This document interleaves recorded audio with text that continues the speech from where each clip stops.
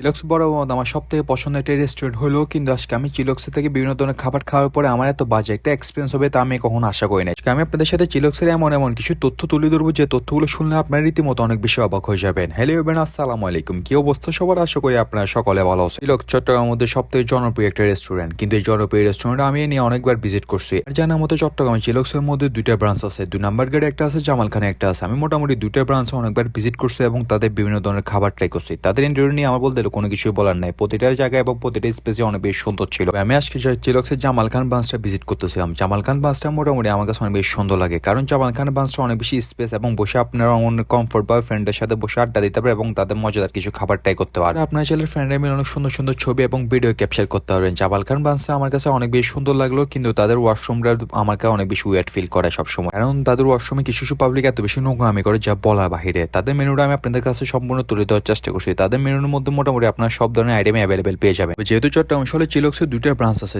2 number গেটের branch থেকেও আমার কাছে সবথেকে সুন্দর লাগছে তাদের জামাল খান ব্রাঞ্চ সাথে। যেহেতু চিলক্সে যে কোনো খাবার অর্ডার দিতে হলে আপনাদেরকে আগে ফ্রি পাস করতে হবে। সম্পূর্ণ মেনুটা দেখার পরে আমি মোটামুটি অনেক ধরনের খাবার এখান থেকে অর্ডার দিছি। আর এখানে খাবার অর্ডার দেওয়ার প্রায় 5 থেকে 10 মিনিটের মধ্যে আপনাদেরকে তারা তাদের খাবারগুলো প্রোভাইড করবে। তো চিলক্স নিয়ে যে আমার এত বাজে একটা এক্সপিরিয়েন্স হয়ে যাবে আমি নিজেও আশা করি না। চিলক্স মোটামুটি আমার সবথেকে পছন্দের খাবার একটা রেস্টুরেন্ট। আমি মোটামুটি চিলক্স থেকে বড় বড় মতো অনেক পছন্দের কিছু বার্গার হতে শুরু করে তাদের ফিশ টোস্ট এবং বিভিন্ন ধরনের আইটেম পর্যন্ত ট্রাই করছি। আজকে আমরা তাদের মেনু থেকে 3 ধরনের খাবার অর্ডার দিছি। একটা হচ্ছে যে রাইস বক্স অর্ডার দিয়েছিলাম এবং একটা কোল্ড কফির সাথে একটা নাগাডামস অর্ডার দিয়েছিলাম। তাদের কোল্ড কফির দাম ছিল হচ্ছে 185 টাকা এবং কোল্ড কফিটা মোটামুটি অনেক বেশি সাইজে বড় ছিল। সাথে চিলক্সের সবথেকে বড় ফেমাস একটা খাবার অর্ডার দিয়েছিলাম নাগাডামস। নাগাডামসের দাম ছিল হচ্ছে 130 টাকা। সাথে তাদের চিলক্সের রাইস বক্স ক্রিসপি চিকেনটা অর্ডার দিয়েছিলাম, যেটা প্রাইস হচ্ছে 225 টাকা। কিন্তু এই রাইস বক্সটা নিয়ে আমার যে এত বাজে একটা এক্সপিরিয়েন্স হয়েছে আমি নিজেও আশা করি না। রাইস বক্সের মধ্যে আপনারা বড় সাইজের একটা ফ্রাইড চিকেন পেয়ে যাবেন, সাথে আপনাদেরকে ফ্রাই 2 পিস উইংস দেওয়া হবে। সাইজগুলো ছিল সবথেকে বেশি ছোট ছোট, কিন্তু তাদের 325 টাকার এই ফ্রাইড চিকেন রাইস বক্সটা আমাকে অনেক বেশি হতাশ করছে। বিশেষ করে তাদের যে এখানে রাইসটা ইউজ করা, ওই রাইসটা আমার কাছে মনে হচ্ছিল কেন জানি না বাসি বাসি রাইস। ছাড়া এই রাইস বক্সের মধ্যে যে পরিমাণ চিকেন ইউজ করা হয়েছিল সে পরিমাণ ফ্রাইড চিকেন গুলো আমার কাছে একটু মজা লাগে না। ফ্রাইড চিকেন আমি মোটামুটি চট্টগ্রাম শহরে অনেক জায়গা থেকে বিভিন্ন ধরনের ফ্রাইড চিকেন ট্রাই করছি, কিন্তু